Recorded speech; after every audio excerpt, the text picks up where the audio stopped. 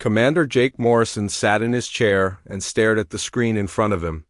The USS Frontier was moving slowly through empty space far from Earth. Jake had been doing this job for 10 years, and he knew what normal space looked like on his instruments. This was not normal. Strange signals were coming from somewhere far away, and they were getting stronger. Lieutenant Amy Rodriguez ran to Jake with a worried look on her face. She was the best person on the ship for understanding alien languages. Amy had spent her whole life studying how different species might talk to each other. She had never heard anything like the sounds coming through their radio equipment. The signals were not random noise. They had patterns and structure like a real language. Amy put on her headphones and listened carefully. The sounds were high and low in a rhythm that reminded her of singing, but this was not music. This was someone asking for help. Jake called Admiral Steve Parker on the communication system. The Admiral was on the USS Liberty, which was the biggest ship in their small fleet. Admiral Parker had gray hair and calm eyes that had seen many dangerous situations. He always knew what to do when things went wrong. Admiral Parker came to the USS Frontier in a small shuttle. He wanted to hear the strange signals himself. Amy played the recording for him while she worked on her computer to find out what the words meant. The sounds were beautiful but sad at the same time. After 2 hours of hard work, Amy found some patterns in the language. The aliens were calling themselves Corallians. They lived on a planet called Nexus Prime. Something terrible was happening to them. They were asking their own people to come and save them before it was too late. The message was supposed to go to the Corallian Republic fleet. But somehow the human ships had picked it up instead. The Corallians had no idea that humans even existed. They thought they were talking to their own kind when they sent out their cry for help. Amy translated more of the message. The Corallians were under attack by something called the Vorthan Empire. The Vorthans were taking Corallian people away from their homes. They were destroying cities and killing anyone who tried to fight back. The Corallians were not warriors. They did not know how to defend themselves. Jake felt angry when he heard what was happening. The Corallians sounded like peaceful people who just wanted to live their lives in safety. The Vorthans sounded like bullies who hurt others because they could. Jake had always hated bullies even when he was a child on Earth. Admiral Parker made a decision that would change everything.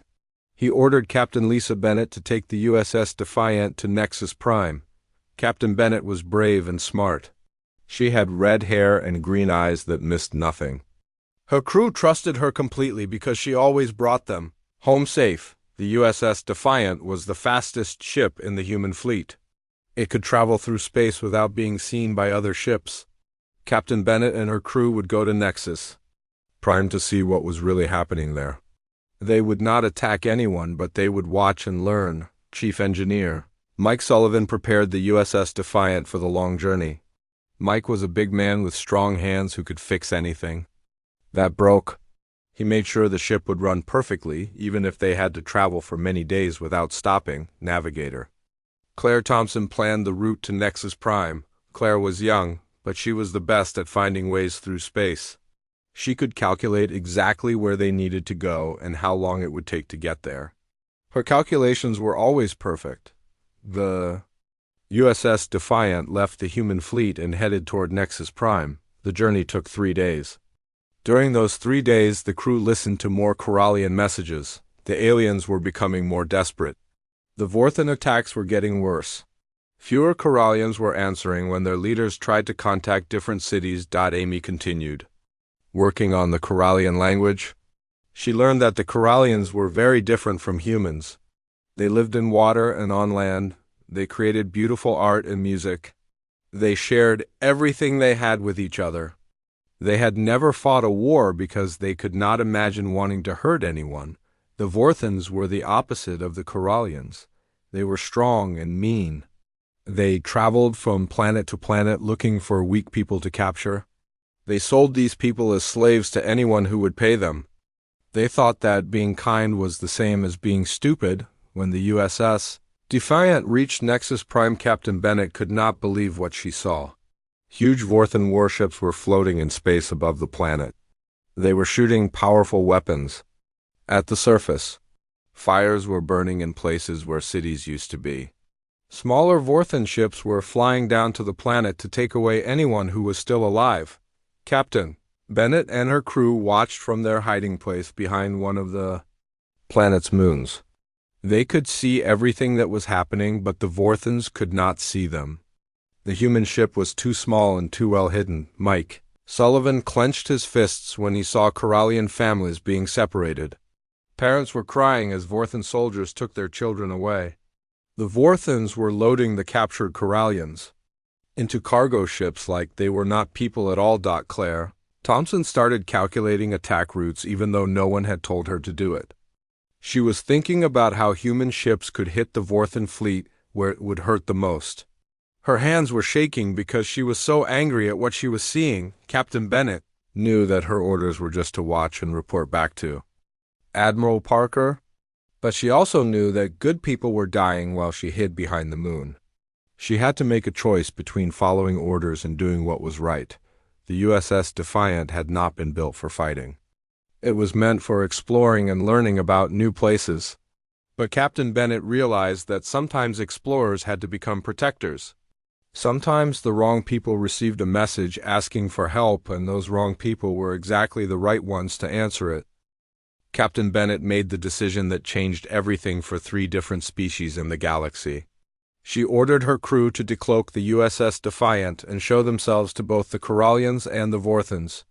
The human ship appeared in space, like a ghost becoming solid. Both alien fleets were shocked to see something they had never encountered before. The Corallians were the first to try talking to the humans. Their messages came through the communication system in their musical language. Amy Rodriguez worked quickly to translate their words. The Corallians were asking who the humans were and where they came from. They wanted to know if the humans had received their distress call. Amy sent back a message in the Corallian language. She told them that humans had picked up their call for help by accident. The Corallians could not understand how this was possible. They had been trying to contact their own rescue fleet. How could these strange aliens have heard them instead? Dr. Ellen Hayes was the ship's expert on alien life forms. She had studied every kind of creature that humans had ever discovered, but she had never seen anything like the Corallians. When they appeared on the communication screen, she saw beings that looked like they belonged in the ocean and on land. At the same time, the Corallians had smooth skin that changed color when they talked. Their eyes were large and kind. They moved their hands in graceful ways that seemed like dancing. Dr. Hayes could tell right away that these were gentle people, who had never hurt anyone in their lives. Elder Aquos spoke for the Corallian survivors. He was old and wise, and his skin showed patterns of silver and blue. He explained to Dr. Hayes that his people were scholars and artists. They spent their time learning about the universe and creating beautiful things. They had no weapons because they had never needed any. The Corallians shared everything they had with each other. If one family had extra food, they gave it to families who needed more. If someone was sick, the whole community took care of them. They could not understand why anyone would want to take things from others by force. Elder Aquos told Dr. Hayes about the Vorthans. These aliens came from a world where only the strongest survived. They believed that weak people deserved to be slaves. They traveled across the galaxy looking for peaceful planets to conquer. They had destroyed dozens of civilizations before coming to Nexus Prime. While the humans were talking to the Corallians, the Vorthan fleet was also watching. General Krex was the commander of the Vorthan attack force.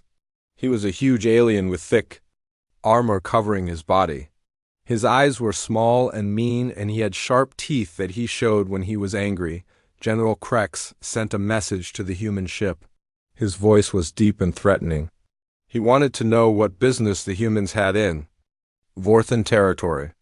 He said that Nexus Prime now belonged to the Vorthan Empire, and any other aliens should leave immediately. Admiral Parker had followed Captain Bennett to Nexus Prime with the rest of the human fleet. When he heard General Krex's message, he decided to respond personally. The Admiral appeared on the communication screen wearing his dress uniform with all his medals. His voice was calm, but his eyes were cold. Admiral Parker told General Krex that the humans had received a distress call from the Corellians. He demanded that the Vorthons stop their attack and leave the system immediately. He said that hurting innocent people was wrong and that humans would not allow it to continue. General Krex laughed at Admiral Parker's demand. He had never heard of humans before. His scanners showed that the human ships were small and lightly armed. They looked like exploration vessels, not warships. He could not understand why these weak aliens thought they could tell the mighty Vorthon Empire what to do. The Vorthon general made a mistake that would cost him everything. He told Admiral Parker that humans look soft and weak just like the Corellians. He offered to make the human fleet into slaves as well if they surrendered right away. He said it would be easier than destroying them in battle. Lieutenant Commander Ron Davis was in charge of weapons on the USS Liberty. When he heard General Krex's offer to make humans into slaves, his face turned red with anger. Ron had spent his whole life protecting others from bullies. The idea of anyone trying to enslave human beings made him want to fight. Admiral Parker gave Ron permission to show the Vorthons what human weapons could do. Ron targeted a Vorthon destroyer that was attacking refugees on the planet's surface. He fired one railgun shot from the USS Liberty's main cannon. The metal projectile moved so fast that it was invisible to the naked eye. The Vorthon destroyer exploded like a firecracker. The railgun shot went completely through the ship and came out the other side. The alien vessel broke apart and scattered pieces across space. The explosion was so bright that it lit up the dark side of Nexus Prime. Every Vorthon in the fleet stopped what they were doing to stare at where their destroyer used to be. Their scanners had not even detected the human weapon firing. One moment, their ship was there, and the next moment it was gone. They had never seen anything like it. General Krex demanded to know what kind of weapon the humans had used. His voice was not as confident as it had been before. The Vorthon shields were supposed to protect against any known weapon in the galaxy, but the human projectile had gone through them like they were not even there. Hayes listened to the Vorthon communications as panic spread through their fleet. The aliens were calling the humans impossible and deathbringers. They were saying that no species should be able to build weapons that powerful. Some of the Vorthon crews were asking permission to retreat. The Corellians watched in amazement as their accidental saviors showed technologies beyond anything in their peaceful society. Elder Aquos asked Dr. Hayes how humans had learned to build such weapons. He wanted to know if all human technology was designed for fighting. Dr. Hayes explained that humans came from a dangerous world where they had to defend themselves from many threats. They had learned to make tools and weapons to survive. But she also told Elder Aquos that humans used their strength to protect others, not to hurt innocent people. Admiral Parker sent another message to General Krex. He repeated his demand that the Vorthons leave Nexus Prime immediately. He said that this was the only warning the human fleet would give. Any Vorthon ship that continued attacking Corellians would be destroyed. General Krex realized that he had made a terrible mistake. These humans were not weak explorers. They were warriors with weapons that could destroy his ships easily. But he was too proud to admit that he was wrong. He decided to call for reinforcements and crush these upstart aliens who dared to challenge the Vorthon Empire. Chief Science Officer Helen Carter made a discovery that explained why the Vorthons were so afraid of humans. She had been analyzing the captured Vorthon communications and found something that made her hands shake. The galaxy had a classification system for planets based on how dangerous they were for life to develop. Most aliens in the galaxy evolved on Class 3 or Class 4 worlds. These planets had gentle weather and few predators. The most dangerous worlds that still produced intelligent life were rated as Class 8. Helen discovered that Earth was rated as a Class 12 death world, which was the highest possible rating. On the scale, Helen called Admiral Parker to her laboratory to show him what she had learned. The Admiral looked at the classification data and understood why the Vorthons were calling humans deathbringers. No other species in the galaxy had ever survived on a world as deadly as Earth. Class 12 worlds, or places where everything tried to kill anything that lived there. The weather could change from burning hot to freezing cold in hours. Poisonous plants and deadly animals hunted each other constantly. Natural disasters happened so often that most life forms could never develop intelligence before going extinct. The few species that managed to evolve on Deathworlds became something that peaceful aliens could barely understand. They developed reflexes for fighting and surviving that never turned off. Their bodies were built for handling pain and stress that would kill softer creatures. Their minds were designed for solving problems through violence when necessary. Admiral Parker realized that humans were unique in the galaxy. Every other intelligent species had developed technology to avoid conflict and danger. Humans had developed technology to win conflicts and overcome danger.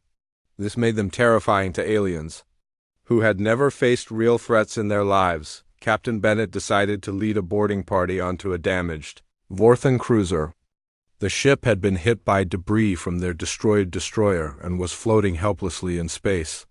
She wanted to capture some Vorthans alive to learn more about their empire. Sergeant Tony Martinez led the human Marines who would board the alien ship. Tony was a veteran of many battles who had trained on the toughest military bases on Earth.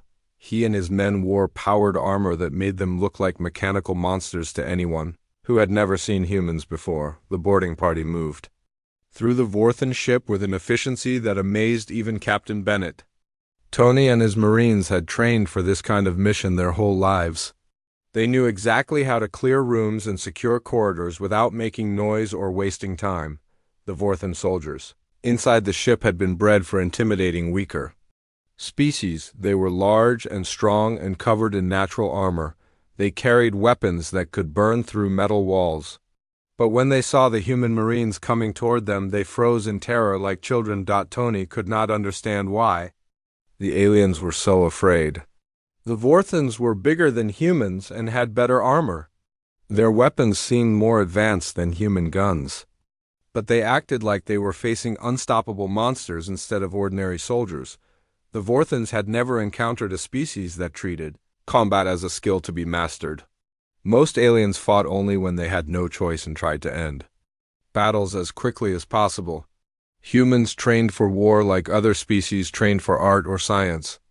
They studied fighting the way scholars studied books. Captain Bennett interrogated a captured Vorthan officer named Commander Zek. The alien was shaking so badly that he could barely speak. He kept asking how humans could function with so much violence in their nature. He wanted to know if all humans were warriors. Captain Bennett explained that most humans were not soldiers, but that all humans learned to fight when necessary. She told Commander Zek that humans became most dangerous when they saw cruelty toward innocent people. The greatest human fury came from witnessing injustice, not from wanting to conquer others. Commander Zek could not understand this concept. In Vorthan society, the strong took whatever they wanted from the weak. They saw mercy as a form of weakness that made species easy to conquer. The idea that humans would risk their lives to protect strangers made no sense to him. The Corallians were monitoring the human assault on the Vorthan ship through their communication equipment. Elder Aquos watched the battle feeds and could not comprehend what he was seeing. The humans moved through combat like they were dancing to music only they could hear.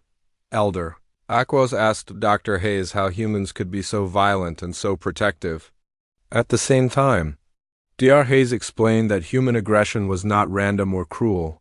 Humans had evolved to use violence as a tool for defending their communities. They fought not because they enjoyed hurting others, but because they could not bear to watch others suffer. General Krex tried to regain control of the situation by offering to negotiate with Admiral Parker. The Vorthan commander suggested that they could share the Corallian slaves between their two fleets. He thought that humans might be interested in having servants to do their work for them. Admiral Parker's response became famous across the galaxy in the years that followed. His voice was quiet, but every word carried the weight of a death sentence. He told General Krex that humans did not negotiate with slavers and that they did not share innocent people like property. He said that humans eradicated slavers the same way they eradicated diseases. The human fleet began systematically hunting down every Vorthan ship in the Nexus Prime system. They used tactics that the aliens had never seen before. Human ships would appear from behind asteroids to attack, and then disappear before the Vorthons could respond. The Vorthons had always fought by overwhelming their enemies with superior numbers and firepower. They had never learned to fight against an enemy that was faster and smarter than they were. Their large ships became targets for human weapons that could strike from impossible distances. Lieutenant Commander Ron Davis coordinated the attack patterns for the human fleet. He had studied every famous battle in human history from ancient times to the space age. He knew that mobility and surprise could defeat larger forces if they were used correctly. The Vorthon fleet began to fall apart as ship after ship was destroyed or disabled. The aliens had expected an easy victory over another peaceful species. Instead, they found themselves fighting for survival against enemies who seemed to know their next move before they made it. General Krex sent a desperate message to the Vorthon Empire requesting immediate reinforcements. He told his superiors that humans were not like any species they had encountered before. He warned that the entire invasion fleet was in danger of being destroyed if help did not arrive soon. The message reached Emperor Voss, who ruled the Vorthon Empire from his throne on the capital world. The Emperor could not believe that a single human fleet had defeated his finest general.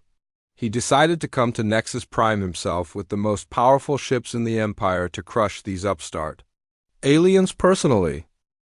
News of the human intervention at Nexus Prime spread across the galaxy faster than anyone expected.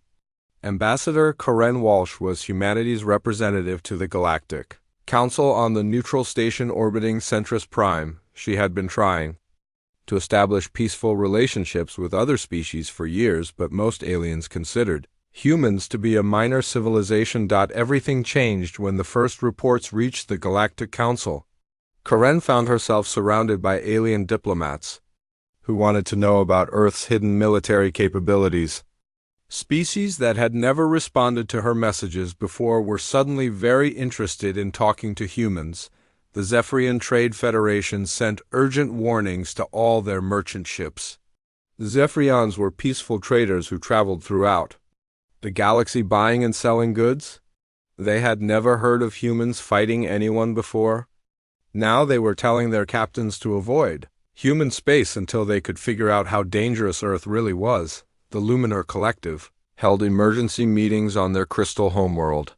The Luminars were beings of pure energy who considered violence to be a primitive behavior.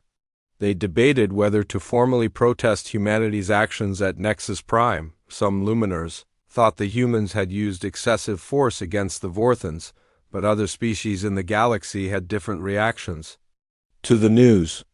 The Gornax Republic had been fighting the Vorthons for decades. They sent secret messages to Karen Walsh asking if humans would be willing to help them defend their border worlds.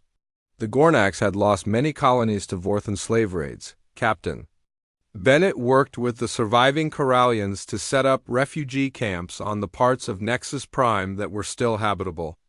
The Vorthon bombardment had destroyed most of the major cities, but there were still places where the amphibious aliens could live safely. Combat Medic Julie Foster found herself working alongside Corallian healers to care for the wounded.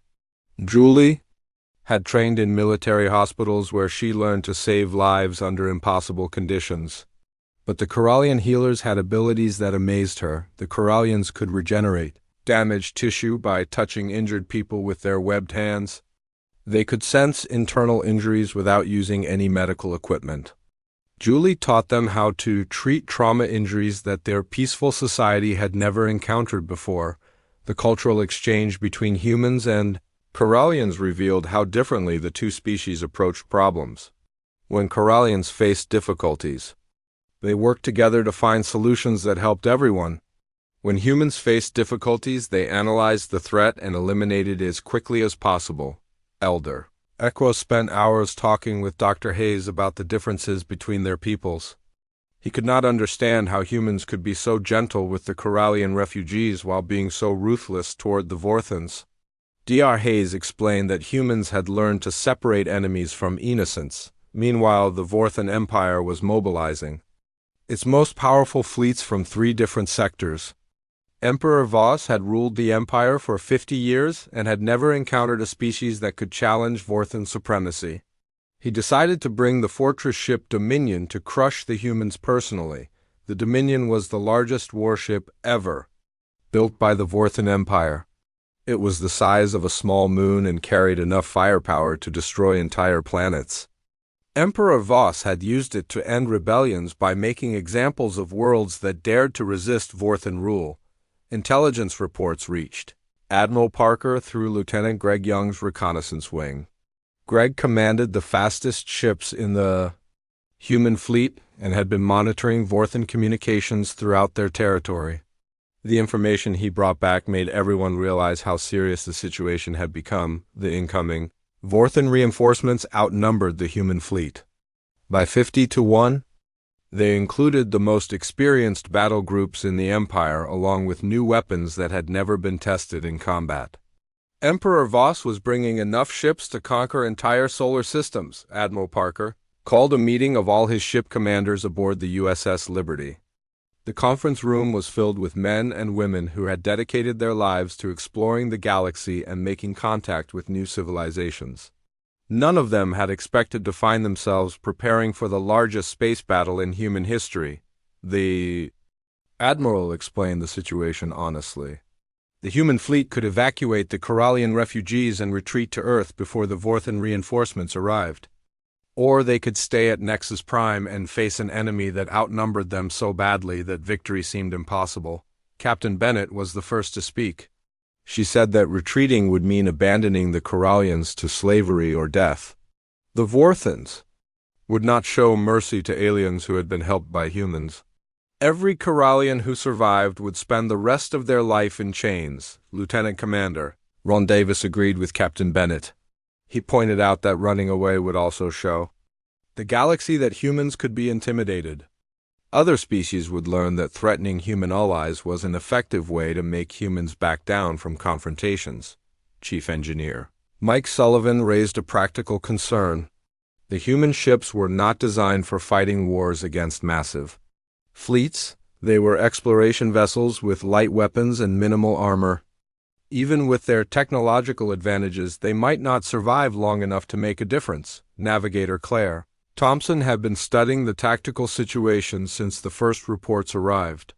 She presented calculations showing that the human fleet could use guerrilla tactics in the asteroid fields around Nexus Prime. Hit and run attacks might allow them to damage the Vorthan fleet before being overwhelmed. Dr. Hayes spoke about the moral implications of their choice. She reminded everyone that the Corallians had never hurt anyone in their lives. They were artists and scholars who had devoted themselves to creating beauty and knowledge. Abandoning them would be a betrayal of everything humans claim to believe. Admiral Parker listened to all the arguments before making his decision. He announced that any ship captain who wanted to evacuate refugees could do so without facing any criticism. But he also said that he would stay at Nexus Prime with anyone willing to fight against the Vorthan Empire. The response surprised even Admiral Parker. Every single ship captain in the human fleet volunteered to stay and fight. Chief Warrant Officer Kate Robinson immediately began planning how to retrofit civilian ships with military weapons. Combat engineers started modifying exploration vessels for war. The Corallians watched in amazement as humans transformed their peaceful fleet into instruments of destruction within hours. Elder Aquos asked Dr. Hayes why humans were willing to die. For people they had just met. She told him that protecting innocence was what made humans feel most human. Lieutenant Greg Young sent one final reconnaissance mission to monitor the approaching Vorthan fleet. His report confirmed everyone's worst fears. Emperor Voss was bringing the most powerful military force ever assembled by the Vorthan Empire. The human fleet would face odds that no military commander had ever overcome, but Admiral Parker had one advantage that Emperor Voss did not expect. The Vorthans were coming to fight weak explorers who would surrender when faced with superior force. Instead, they would meet Deathworlders who had never learned how to give up. The Vorthan armada dropped out of hyperspace expecting to find the wreckage of General Krex's fleet and terrified human survivors begging for mercy. Instead, they found something that no Vorthan commander had ever encountered before. The human fleet had spread throughout the asteroid field around Nexus Prime and was waiting for them. Emperor Voss stood on the bridge of the Dominion and stared at his tactical displays in confusion. The human ships were not grouped together in defensive formations like every other species did when facing superior numbers. Instead, they were scattered across thousands of cubic kilometers of space like they were preparing to hunt rather than defend. Admiral Parker broadcast a message that reached every ship in both fleets. His voice was calm but carried a promise that made even the Corallians shiver with anticipation. He told Emperor Voss that the Vorthans had wanted to meet Deathworlders and now they would get their chance. He said that humans were about to show the galaxy what Earth's children could do when innocent people needed protection. Chief Warrant Officer Kate Robinson had worked for 3 days straight to prepare the human fleet for battle. She had taken cargo ships and turned them into missile platforms. She had modified research vessels to carry railgun turrets. Every human ship in the fleet now had weapons that could hurt the massive Vorthan dreadnoughts. The battle began when Commander Nick Harris led the first wave of human fighters into the asteroid field. Nick had learned to fly in the asteroid belts around Mars where one mistake meant death. He and his pilots used the spinning rocks as cover while they attacked the Vorthan scouts. The Vorthan pilots had been trained to fight in open space where their superior numbers and firepower could overwhelm enemies quickly. They had never learned to fight in an environment where every shadow might hide an attacker. Human fighters appeared from behind asteroids to strike and then vanished before the Vorthans could respond. Emperor Voss ordered his fleet to advance into the asteroid field to destroy the human fighters. This was exactly what Admiral Parker had hoped he would do. The massive Vorthan ships were too big to maneuver effectively between the asteroids. They became targets for human weapons that could strike from any direction. Captain Bennett commanded a group of modified exploration ships that had been turned into fast attack vessels. She led them in hit and run attacks against the Vorthan cruisers. Her ships would emerge from hiding places to fire their railguns and then disappear back into the asteroids before return fire could reach them. The Vorthans tried to use their numerical advantage by surrounding the asteroid field. But the humans had prepared for this tactic. Hidden throughout the rocks were automated missile launchers that Kate Robinson's engineers had built from spare parts. When Vorthan ships tried to establish blockade positions, they found themselves under attack from weapons they could not see. Lieutenant Commander Ron Davis coordinated the human battle plan from the USS Liberty. He had studied every famous military victory in human history where smaller forces had defeated larger ones. He knew that mobility and surprise could overcome almost any disadvantage. If they were used correctly, the Corallians monitored the battle from their refugee camps on the planet's surface. Elder Aquos watched the tactical displays and could not believe what he was seeing. The humans were fighting like a single organism with many parts. Each ship seemed to know exactly what every other ship was doing without needing to communicate. Dr. Hayes explained to Elder Aquos that humans had been pack hunters long before they developed space travel. They had learned to coordinate attacks against prey that was larger and stronger than any individual human. This instinct had carried over into their military tactics. Emperor Voss became frustrated as his fleet suffered heavy losses without inflicting significant damage on the humans. He decided to use the Dominion's planet-killing weapon to end the battle quickly. The massive fortress ship began charging its main cannon, which could destroy all life on Nexus Prime in a single shot. Admiral Parker detected the energy buildup on the Dominion and realized what Emperor Voss was planning. The Vorthan leader was willing to destroy the planet rather than admit defeat. This meant that the human fleet had only one chance to stop him before billions of Corallians died. The Admiral made a decision that shocked everyone who heard it. He ordered all human ships to ram the Dominion simultaneously.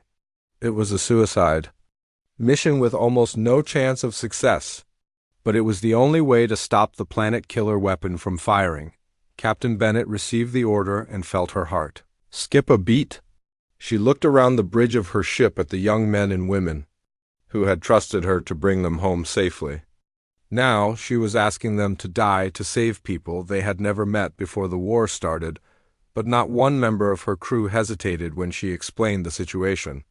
Chief Engineer Mike Sullivan said that he had not come this far just to watch innocent people die. Navigator Claire Thompson calculated the best angle of attack to penetrate the Dominion shields. Combat medic Julie Foster prepared to treat casualties even though she knew there might not be any survivors. The entire human fleet turned toward the Dominion and accelerated to maximum speed. Dozens of ships racing through space toward a target that was larger than most cities.